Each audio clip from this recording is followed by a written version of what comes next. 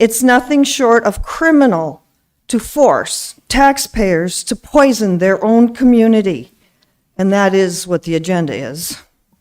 Our hard-earned tax dollars are being used to tear down traditional family values, to disintegrate the family unit that God created.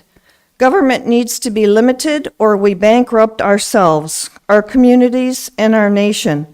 With this obscene pornographic material, we not only bankrupt ourselves monetarily, but physically, mentally, and morally. May God have mercy on every one of us through Christ Jesus and his shed blood on our behalf. Thank you. Thank you, Linda. Next up, we have Mary Robinson.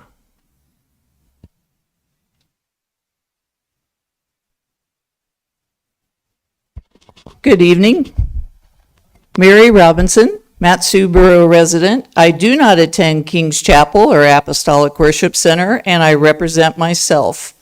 I'd like to read a quote from the April 1st Mat-Su Borough Assembly meeting from Assembly Member Max Sumner, who represents District 4. We should not make the folly of thinking that boards or committees are the people. They are not elected, so what they want or do not want may not actually reflect what's in the best interest of the community at large. Just a little bit of housekeeping. I've met District 5 member Eric Palin. I attend the Big Lake Library Advocate meetings, and he seems to be a very nice man, a very busy man. Rhetorical question, because of course this is not Q&A. I'm just curious why Mr. Palin has only attended 1 of 10 scheduled meetings, and will the committee be opening his seat? I find it appalling that taxpayers have to pay for lawsuits that arise from school board members, borough assembly members, board and committee members from imposing their religious ideology and their political ideology on the remaining 110,000 residents of the Mat-Su Borough. It's interesting to me that church keeps coming up, and as Assembly Member Bernier continues to talk about religious freedom, the other side of the coin of intellectual freedom is that anyone is allowed to think or write or read or say what they want. We may not agree with it, but that is their right under the First Amendment. Also, the First Amendment is religious freedom. So while someone, for instance, at the April 14th Library Citizen Advisory Committee meeting kept saying that they were conservative Christians, that doesn't mean that you speak for the other 110,000 Mat-Su Borough residents. Okay, thank you, Mary. Next up, we have Kathy Kaiser.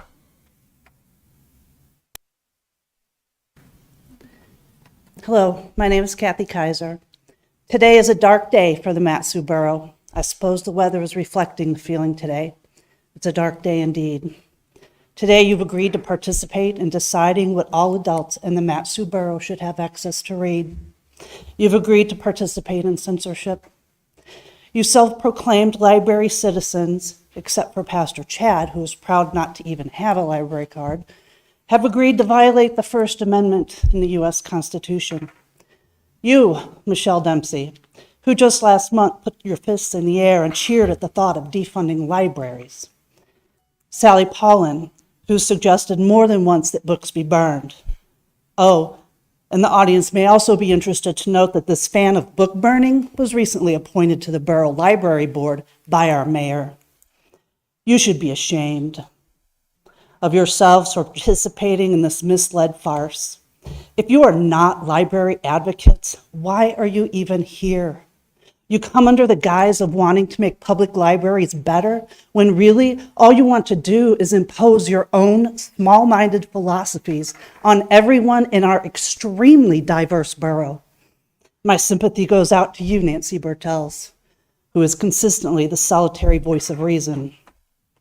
The book up for discussion tonight is Maybe Now, the third book in a trilogy. Did you even know that? Apparently, neither did Jackie Goforth, self-proclaimed erotica author and the only person in our entire borough of over 100,000 people who is challenging books. Why challenge the third book, not the first and second? I'll tell you why, and it's not because she reads the books. It's because she uses a list found on the internet. It's a dark day when we take that sort of research seriously. Today is a dark day, and I hope that darkness sinks in for you. The gravity of this situation should weigh heavy on your heart. May God have mercy on your souls. Thank you, Kathy. Next up, we have Jackie Goforth.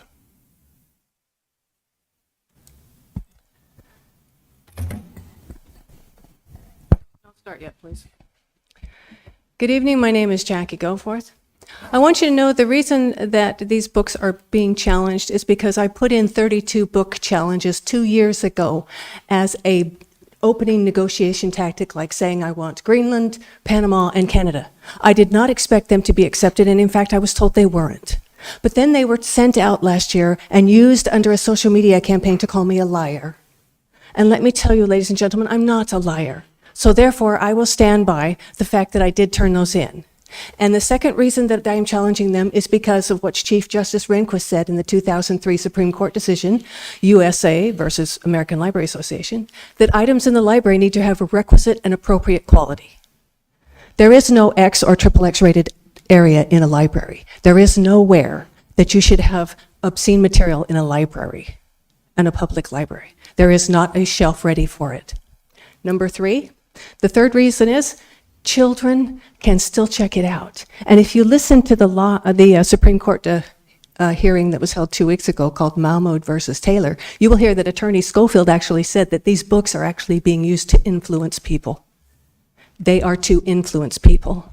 And he was actually fighting on the side of those who say this is censorship. The books are being used to influence people. And these librarians will check this book out to a child. Now, do you know in Colorado, they had to cancel their sex education camp they were having this summer for 5th to 8th graders. 5th graders are 10-year-olds. They had to cancel it. They were teaching masturbation, by the way, that was on the list. They had to cancel it for safety reasons. See, it's a very slippery slope when you start trying to take the innocence of children and take it younger and younger and younger. And so, yes, I will challenge these books, and I am not the only challenger. Karen Crandall did 5, and another fellow, I can't pronounce his name, did 1. I am not the only challenger in the borough, but I'm the only one that is willing to stand up and take the punishment for it. All right. Thank you, Jackie. Thank you.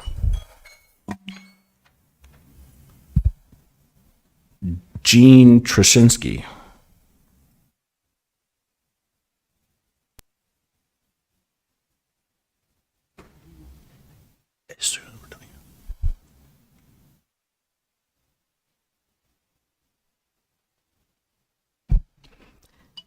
Jeannie Torshinsky. I'm here tonight representing myself. Thank you for the opportunity to speak, and thank you for your work on this committee.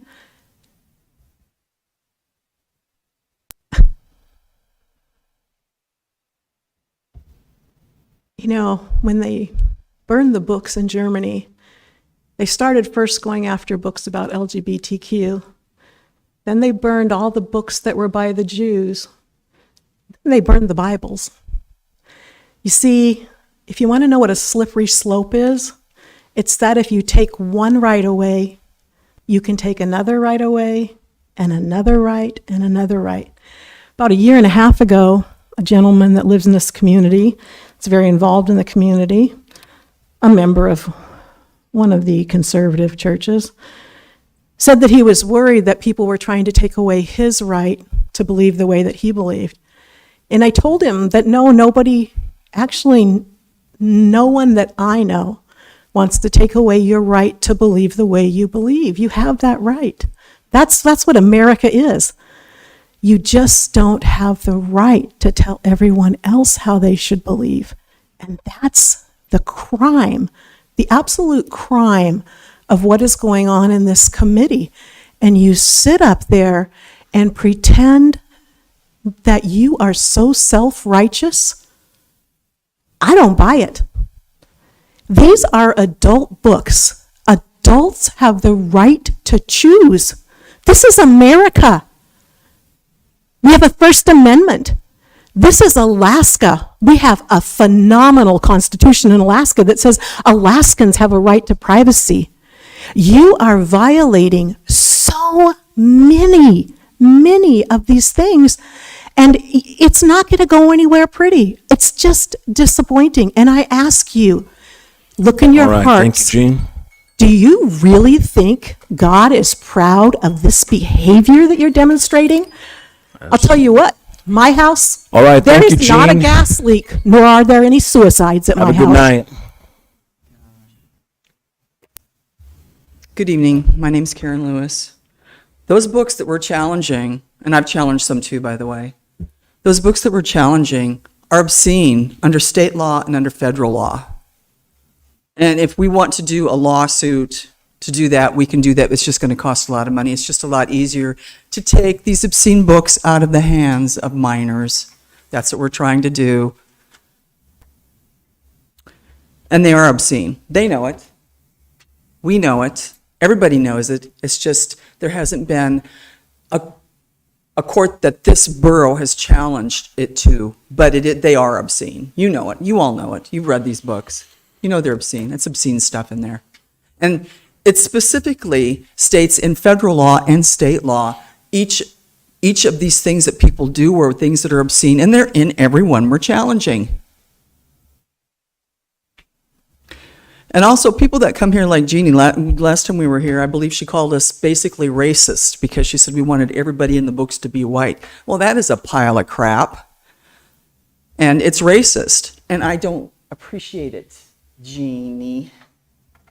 I'm not racist at all. And there should be repercussions for that. And there should be repercussions for whoever in the borough allowed these libraries to gather together and have their little meetings about how people on committees like this that are conservative are a threat to the library. You know who's a threat? They are. The ones that want to harm children's minds and molest children's minds. And that's exactly what they do. They molest our minds as adults, and we know about these things. These poor little children have to listen to crap that you guys want in there. I'm telling you, I thank you guys for doing this. Not that it does much good, because Jillian puts them where she wants anyway. We need decent people in charge. And we'll get there. But to say that... Okay, thank you. Thank you. All right, anyone else like to speak before we move on? Last call. All right.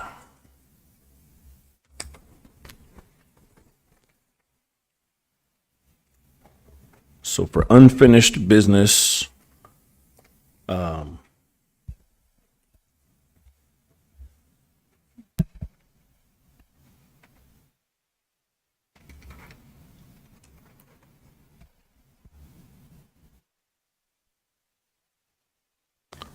would anyone like to speak to the book? Maybe now, we'll start at the end.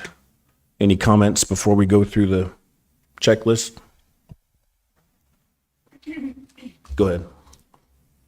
Well, since this was the third book of a trilogy, and we looked at it on its own, I really thought there should have been a prologue in it so that we could see the background. And that was the biggest thing for me. That it should have had something that we could have related to when we got started in the book. That's what I have to say. Okay. Mr. Malone, any comments? No, I don't have any comment. Okay. Go ahead. I also have to agree. I wish we had the context of the first two books. I was really kind of surprised. This book is in the adult section, and to me, it represented like just a soap opera, that maybe an R+ rated soap opera, and again, without the context of the first two books. That's my only reference. So I wish we had had a little more context. Thank you. Yeah, so with a little bit of, oh, go ahead. If I can draw everyone's attention to the material staff report. The second is the topic of the material a priority for the collection. This book is the third novel in a series exploring the themes of love, friendship, loyalty, and the complexities of relationships. So I feel we met that standard of providing you the background that it was the third book in a series. Oh, I'm not sure if certainly I don't think any of us meant for staff to feel attacked by that. But in terms of the content, just based on the reviews of the publishers, this book was the least spicy of the series, implying that the first few were a lot different. So I think that's kind of what we're implying. I agree completely. It mentions that it's in a series, and it's kind of up to the rest of us to look into that and whatever context is necessary. Not that I don't think that makes any final determination, because it's a standalone issue as it is. But if there's no other discussion, I'm a little bit unclear with the unfinished business. With the 2 through 6, are we choosing which book next, or these? Go ahead. So at the last meeting, the rest of the group decided, yes, they're just going to go down the list as it's presented. So as they get moved off, they'll just get moved Okay, I off just want to the make list. sure Yeah. for this meeting, I guess they're just we're all in agreement that we're just covering this book today. That's all I want to clarify. We'll get to the rest later. Any other comments before we go through the checklist? Okay. If we can go one at a time. Any opposition to skimming over the evaluation criteria? Is there any added input anybody wanted to share with that? Well, Anything out of the ordinary? the status report, what do you call it? The library staff report pretty much covers all those topics. Yeah. Yeah, I agree with the staff report, just pretty much for everyone. Pretty straightforward. Anybody else have a comment on the evaluation criteria? The first initial yes, no questions? Okay. We'll move on to the suitability for minors under 16. Answers yes or no. We'll start at the end. I'm going to go one at a time. Go ahead. I said yes on one. Yes, okay. Yes, that's one. Yes. Yes, Yes. Yes. all right. Number 2, would the average individual applying contemporary community standards find the material taken as a whole appeals to the prurient interest in sex for persons under 16 years of age? Yes. Yes, it is. No. Yes. Yes. Yes. Number 3, would a reasonable person find the material taken as a whole lacks serious literary, artistic, educational, political, or scientific value for persons under 16 years of age? Yes. Yes. Yes. Yes. No.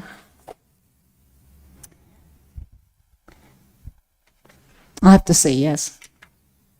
Okay. Number 4, does the material depict actual or simulated conduct in a way that is patently offensive to the prevailing standards in adult community, in the adult community as a whole, with respect to what is suitable for persons under 16 years of age? No. Yes. No.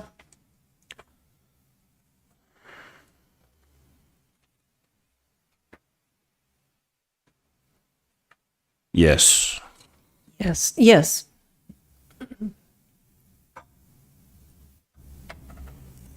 All right. And the suggested disposition?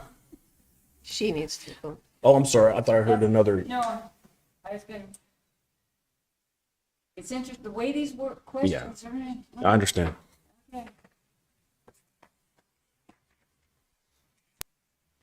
Yeah, I have to say,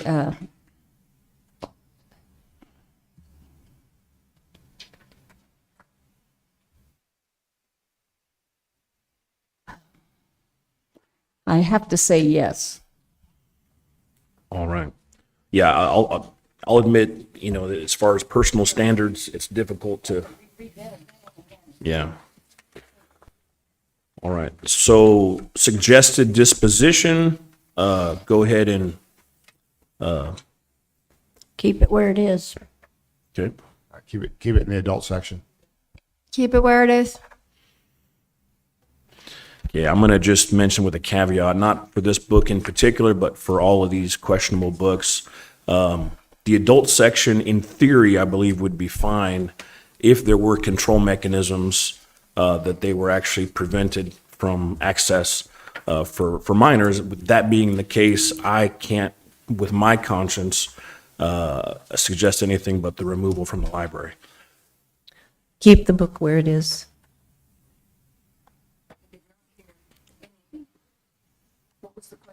Oh, the disposition of where to.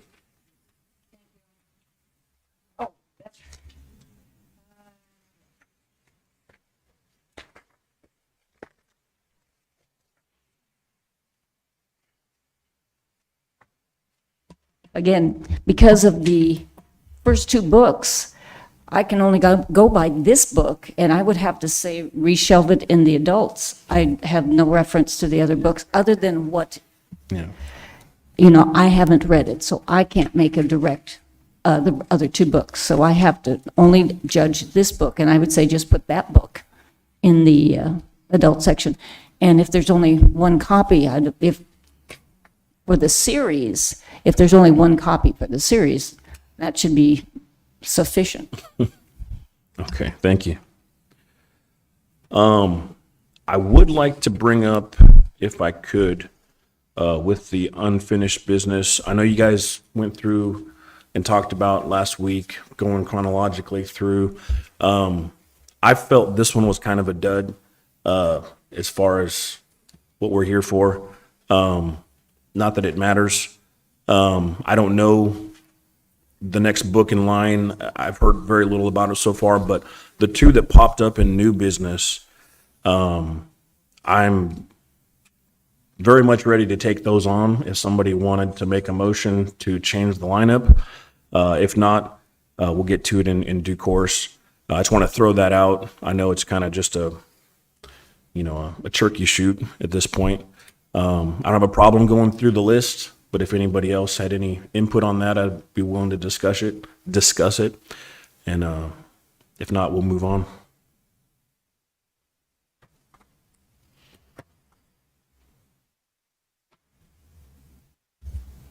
I'm game for what everybody decides. I don't know anything about those books, so I'm impartial to the order.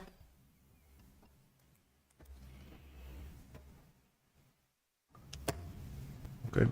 All right. So we'll move on from unfinished business and the new business of materials submitted for reconsideration. Fun Home, a family tragic comic by Allison Beachdell. And This Book is Gay by Juno Dawson. So I'm assuming we have to make a vote to add these to the list. Are they already, or to be ordered? They'll be moved to the bottom of the To the existing. bottom of the existing list unfinished business. without any. Unless you motion. want to put them somewhere else. Okay. All right. Any comments or questions on that? Well, I kind of like maybe not go another Colleen Hoover. That was Oh, gotcha. for the next one. Well, I don't have a preference as far as that goes. I did kind of second think myself, and seeing as the summer, you may want to break before you get to these other books. But again, I don't know what to expect from the Verity book. As far as I know, is it part of the trilogy? No, it's separate. Okay, so I have no frame of reference for. So you haven't purchased Verity? You haven't got any. Okay. You haven't got any more books. But by having this list pre-approved, we'll get ahead of the curve as far as it being available. If you're gonna stick we stick- to the that's what I'm list, saying. Yeah, Yeah. I can No, I probably understand. order 2 at a time, but Okay. because sometimes it gets changed up and then it might not even get done, I wasn't gonna be in a No. hurry to order 'em. Totally understand. I just wanted to clarify that. Yeah, so I think sticking to the list as it is will have benefits. All right. And then maybe choosing whether we take on 1 or 2 at that point, if they're available, we might have options, but just going through chronologically, I think is probably best. Any questions, comments? Go I ahead. have some comments. Yeah, oh yeah, personal or member comments? Yeah. Okay, go ahead. Public libraries try to support all members of their communities by collecting materials representing all viewpoints. This seems to be where opposing sides cannot come to agreement. However, it is not the role of libraries or library staff to advocate for or endorse any particular idea, opinion, or viewpoint. Further, neither the library or the staff of the library should act in place of a parent for any of these patrons. Once again, if you're concerned about what your child might check out at a library, go with them and review what they want to check out. The fact that 3 members of this committee do not have library cards is a far greater concern to me than what is on the shelves at the Mat-Su-Borough libraries.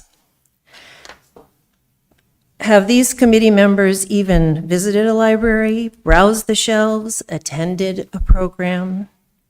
It makes me worried that people who do not use libraries are making decisions for the thousands of people who are satisfied library users in the Mat-Su-Borough. Thanks. Okay, I'm not sure if anybody else is offended by that, but it keeps coming up that I don't have a library card. I have a Wasilla library card. I am a parent to homeschool kids that are in the library multiple times a week. We check out a lot of books. Books that I read, unfortunately, are not in our shelves, but we spend a lot of time in the library. We use the library all the time. So I'm not quite sure who that's pointed at. Anybody else want to be offended about that? You can take it. But real quick, just because these issues keep coming back up, there's a reason that Budweiser is not in the cooler section next to Mountain Dew at the grocery store. No one calls Fred Meyer the righteous police. No one's claiming there's a beer ban at the grocery store. There's a reason that guns are kept behind the counter and not on the shelf next to the cereal aisle. No one calls them gun banners. Playboys used to be hidden behind counters, only showing their labels or completely wrapped in packaging to prevent casual onlookers from perusing the pages before purchase. And no store would ever be allowed to distribute explicit materials to minors, even with parental permission. And so this whole parental argument to me, well, doesn't apply to alcohol, doesn't apply to Playboy, doesn't apply to guns. My child can't go to Sportsman's Warehouse with a letter of permission from me saying I can buy a shotgun. They can't go to the liquor store with a note from mom saying grab a couple bottles of tequila. And so I'm not sure what the disconnect is here, why we can't have some controls without being the righteous police or fascists of some kind. I'm old enough to remember stories of young kids being sent to the corner stores with a letter from mom and dad asking permission of the clerk to sell a child tobacco products to bring back to them. Why don't we do that anymore? It's a convenience for a lot of parents. Send the kid down to the store. They used to do it all the time, but we don't do that. But we can go to the library and with a parental letter, get whatever pornographic material or explicit material to any age without question. And of course, it's my opinion that explicit pornographic material is demoralizing and harmful for young and old alike and should not be publicly funded.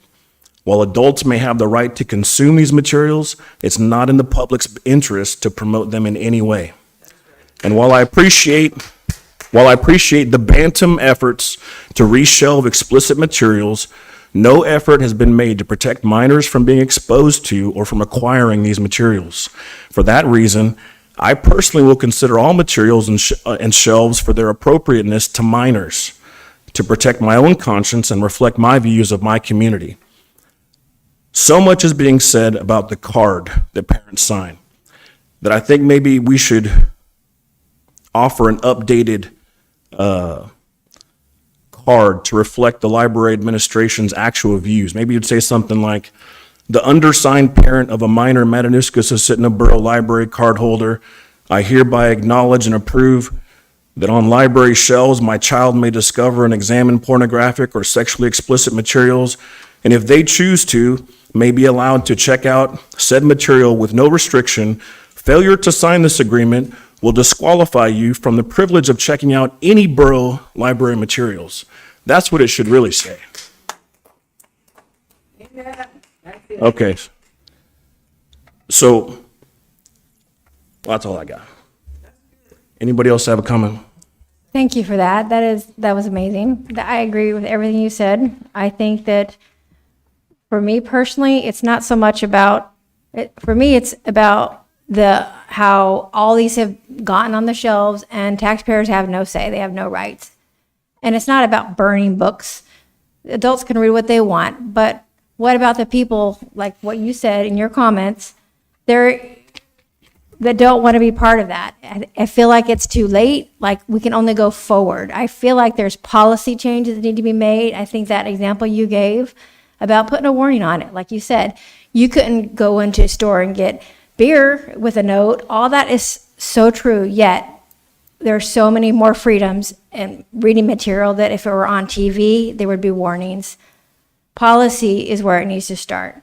We're not going to go back. We can't go back to what's there. I mean, we can put them in appropriate sections, but until real policy happens, policy changes, we got to do the best we can do. At least put it where it belongs. And as far as parents monitoring their children, we do our best. Things get by, though. Things can get by parents. Parents are not perfect. And the library, it's not their job. I agree with what Nancy said. They're not the monitors. But let's not be naive if you don't think that there are not people that influence how books get put out. You would have to be blind to not see that there are influences, and that does happen. That is why this is an issue all over the country, not just in Alaska.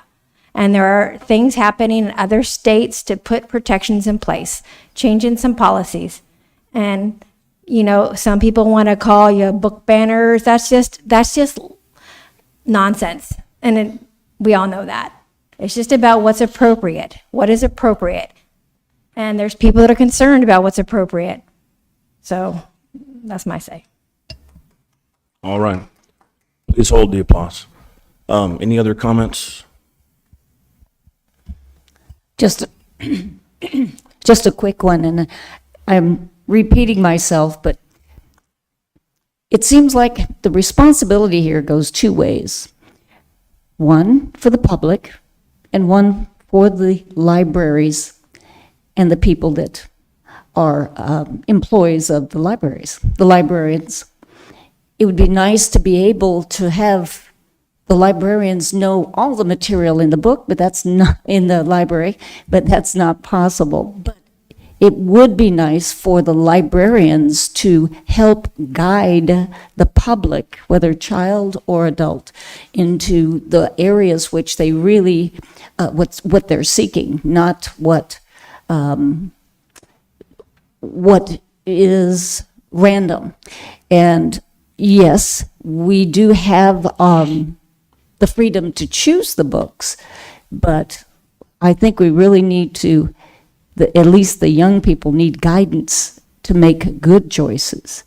And that's where, you know, the library, I don't think is a depository for every single book that's ever published. I think that's where we come in to make the recommendations of what the borough is more likely to be interested in purchasing. And I think we get a little bit too emotional and wrapped up into what's right, what's wrong. Everybody has their own opinion, and we want to maintain that. But at the same time, let's look at where responsibility really lies in all of us. Thank you. Could I ask Hugh a question? Hugh, you just did a customer survey to parents. Do you have the results of that yet? I do, but I do not have them at this meeting. They will be forthcoming. Tomorrow. The library board meeting. At the library board meeting. Listen in. Anyone else? Okay, so I'll take my privilege and add one more comment. That is actually one of the situations that we have, is that what we're proving in this process is the sad reality that it is the parents' responsibility, but that the library is not a safe place to bring kids unsupervised every moment that they're there. And a lot of the community still thinks that that is a safe place. And that's reflected certainly in, surveys and things like that. But what we're seeing is, no, we need to be vigilant and protect our children and monitor and inform, because like everywhere else in the world, libraries are just simply not safe places that people assume they are. So, next meeting is June 9th. And with no other discussion, we'll adjourn at 5:41. Thank you.